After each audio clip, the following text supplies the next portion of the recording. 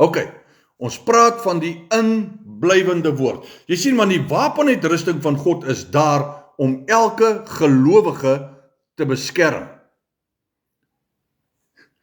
Jy het die skild van geloof, jy het die woord van God, jy het die beld van geregtigheid, jy het die borswapen van geregtigheid, jy het die helm van verlossing, jy het die skoene van bereidwilligheid.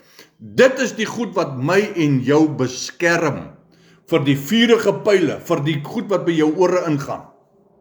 Ja, maar JP, wat het dan nou in die Ou Testament gebeur toe hulle die bloed aan die deurposte gesmeer het? Yes, ek is so bly jy vra daai vraag. Kom ons antwoord hom vir jou. Die bloed aan die deurposte sodat die doodsengel kan oortrek. Wie is die deur in die Nuwe Testament? Iemand wat weet, tik vir my daar asseblief. In die comments. Wie is die deur?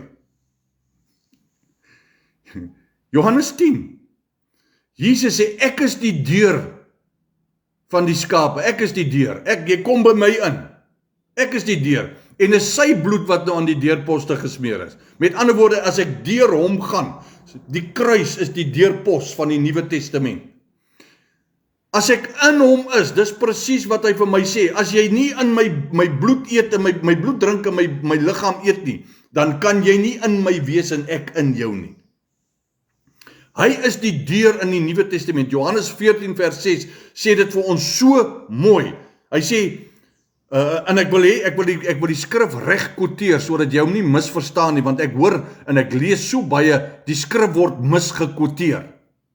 Johannes 14 vers 6 sê Jesus, ek is die weg, die waarheid en die lewe. Ek is die brood, sê hy, ek is die deur, sê hy, na die skape, hy sê ek is ook die weg. Kyk wat sê hy, baie mooi, baie belangrik.